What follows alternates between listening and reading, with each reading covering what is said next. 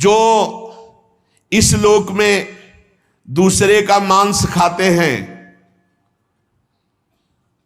बहुत सावधानी से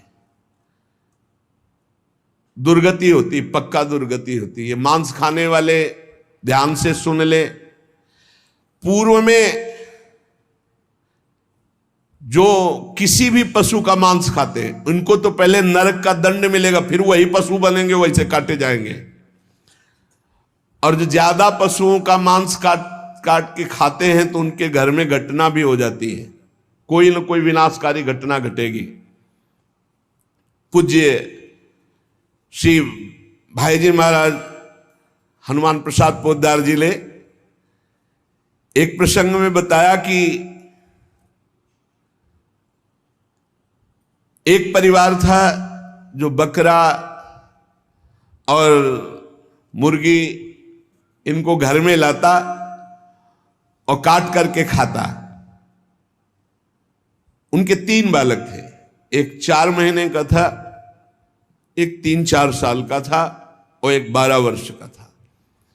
वो रोज देखता 12 वर्ष वाला कि ऐसे वो में कर रहा, उसको काट रहे हैं और फिर वो बनाया जाता, खाया जाता। तो एक दिन अपने छोटे भाई को ले गया, उसकी बुद्धि खराब हुई और वही गड़ासा, और उसने कहा चलो खेलते हैं, पापा जैसे काटते हैं ना मुर्गी वैसे खेलते हैं। तो छोटा 3-4 साल का था, उसने हाँ छत में ले गया और चढ़ बैठा, जैसे चढ़ के बकरे के ऊपर मुर्गी के ऊपर, और बस वो काट डाला। और जो काट डाला तो चीख निकली तो वो अपने छोटे बेटे को नहला रही थी जो 4 महीने का, टप में ऐसे खड़ा करके, और वो छोड़ करके भागी ऊपर। तो टप में जितना पानी था वो बच्चा गिर गया, उसकी हिम्मत तो उठने की थी नहीं, वो वहां मर गया। और जब ऊपर गई उसका, अरे दुष्ट तूने काट दिया, तो छलांग मार गया भय से, वो नीचे आके गिर के मरा। पूज्य भाई जी ने तो विस्तृत में लिखा है कि इन मांस खानों वालों के परिवारों का बहुत बुरी तरह नाश होगा, और जब ये मरेंगे तब नरक जाएंगे, और फिर जब जन्मेंगे तब ये फिर वही बकरा बकरी बनेंगे, ये काटे जाएंगे। होश में रहो, समय आने दो, कर्म अवश्य में भोक्तव्यम, तुम्हें भुगाएगा, रो नहीं पाओगे। एक आगरे से आते थे तो उनसे, उनका नाम मुश्किल है छोड़ पाना, बड़ी मतलब एक जैसे होता है ना रंगबाजी से, बड़ा आपका आदेश तो सीखा, मुश्किल है छोड़ पाना। तो बढ़िया स्वर्णिम उसकी पट्टे की घड़ी और बढ़िया नक्शे से, हर दांत बता रहे थे कि हर समय पान खाते रहते हैं। 2-3 महीने में झांझरी फिर गई थी। कैसे? कैंसर डॉक्टर ने बता दिया, मुश्किल है अब छोड़ना, शरीर छूटेगा। मर गया, मर गया। मुश्किल है तो शरीर ही छूट जाएगा, इसका शरीर छूटना तो मुश्किल नहीं है, क्योंकि मरण धर्मा शरीर है। होश में पूरा परिवार नष्ट हो गया। जो यहां दूसरों के मांस को खाते हैं तो बड़े बड़े हाथियों से उनको पहले कुचलाया जाता है, चिरवाया जाता है, फिर कोल्हू में पेरा जाता है। बढ़िया आनंद लो। यहां जो कर रहे हो इसका बहुत लंबा हिसाब होगा। लोग सोचते हैं कि ये गप है, 5 मिनट में हिंसा की आजीवन कारावास, लाखों जुर्माना, तुम्हें यहीं से अनुमान लगा लो। यहां तो बहुत छोटा हिसाब किताब है, वो तो अनंत ब्रह्मांडों का हिसाब किताब है। आप विद्धास्तु यैर्वेदा वन्याश्च हिताग्नि भी ता इमे शैल श्रृंगाग्रात पात्यंदी धा पुनः पुनः। जो अपने पूर्वजों को पिंडदान नहीं देता, हवन नहीं करता, शास्त्र मर्यादा के अनुसार नहीं चलता, जो बिना पाणी ग्रहण किए व्यभिचार करता घूमता रहता है, ऐसों को बड़े बड़े ऊंचे पर्वत से नीचे खोपड़ी के बल फेंका जाता है। और जब नीचे गिरता है तो बड़ी बड़ी विषैली चींटियां चिपक जाती है और काटती है।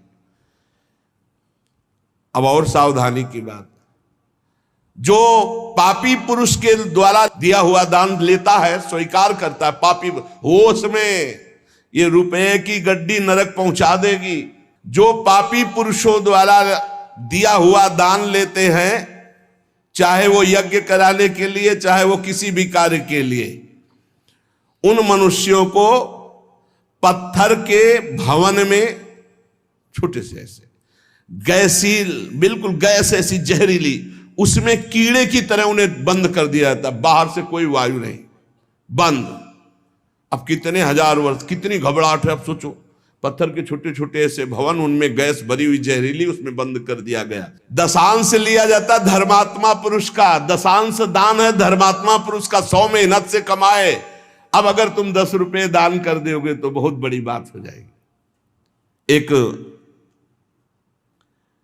गरीब आदमी बड़ी मेहनत से अपना पेट पालता था, तो एक किसी व्यापारियों के संग में था। तो सब व्यापारी बड़े बड़े अपने अच्छे पदार्थ भोजन के, वो खिचड़ी लाया था घर से, कहीं यात्रा में था, और उसका नाम भोला भी था। भोला एक किसान आदमी, तो अपनी थाल में रख के पानी भरने के लिए गया, इतने में कुत्ता आ गया। एक कुत्ता खा, वो दूर बैठ गया, कुत्ते को खा गया। सब व्यापारी उसका मजाक उड़ा रहे थे। फिर अपनी थाल ली, मांझ करके रख दिया, और जो जल था उसी को पी लिया। रास्ते में जा रहे थे, एक भयानक ब्रह्म राक्षस प्रकट हुआ। अलग अलग कोटि के प्रेत भी होते हैं, अब तो सबके होश उड़ गए। भोला एकदम सीधा आदमी था। ब्रह्म राक्षस ने कहा सबको मार देंगे हम व्यापारियों। तो भोला ने कहा शुरुआत हमसे करो। तो उनका तुम्हारे ऊपर तो हाथ नहीं उठा सकते। क्यों?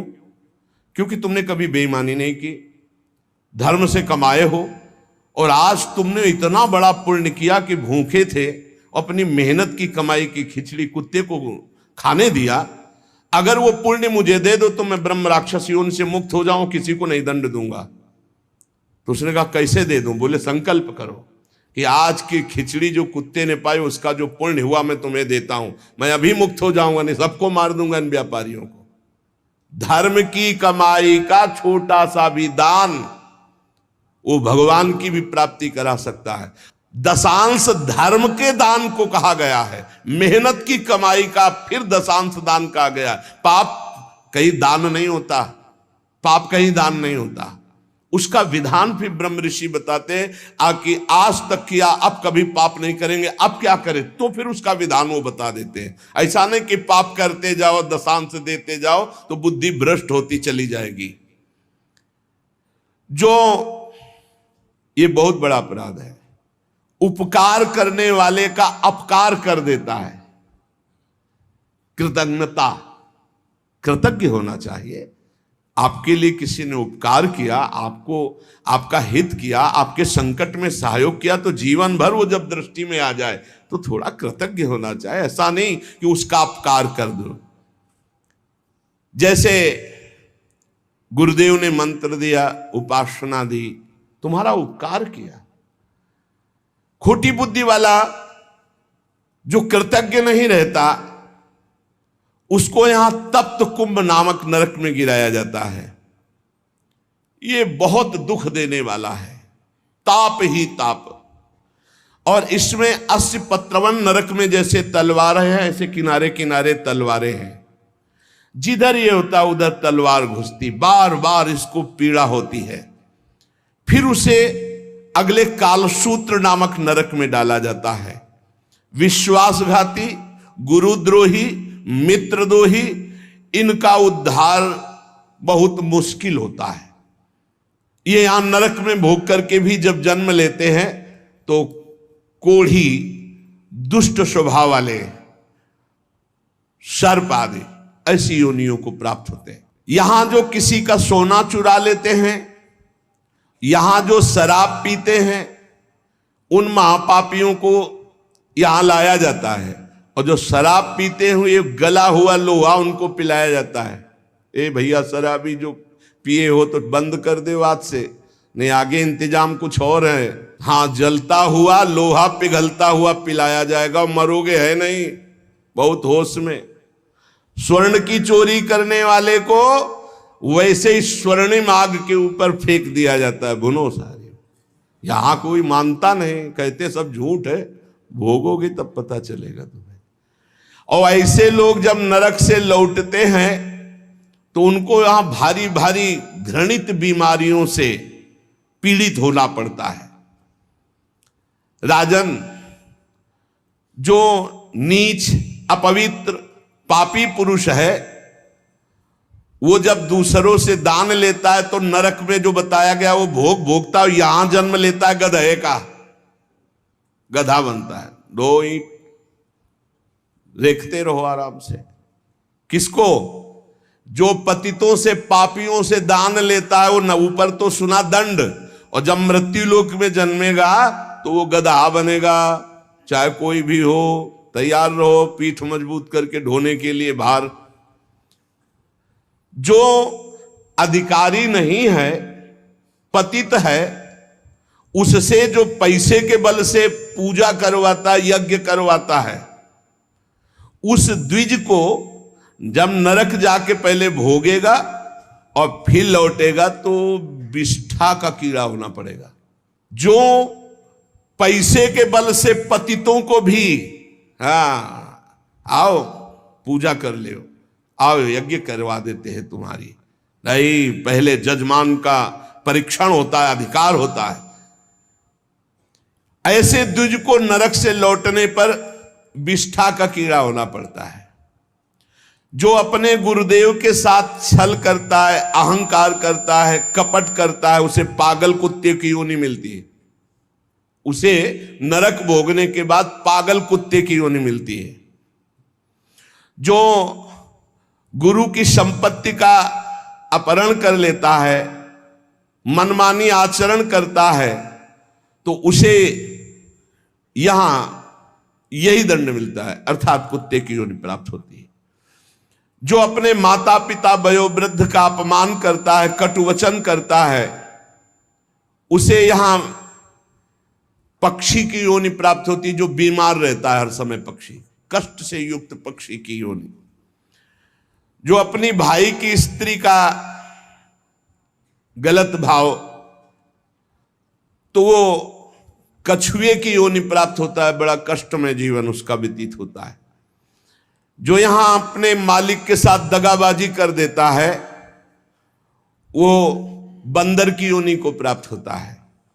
जो दूसरे की धरोहर हड़प लेता है तो नरक भोगने के बाद वो नाली में कीड़ा बन करके रेंगता है। जो दूसरों के दोष देखता रहता है, वो नरक भोगने के बाद यहां अंधा पैदा होता है, आंखों से अंधा पैदा होता है। जो अपने मित्र या अपने प्रियजनों के साथ विश्वासघात करता है, वो मछली की योनि हजारों बार जन्म लेता है।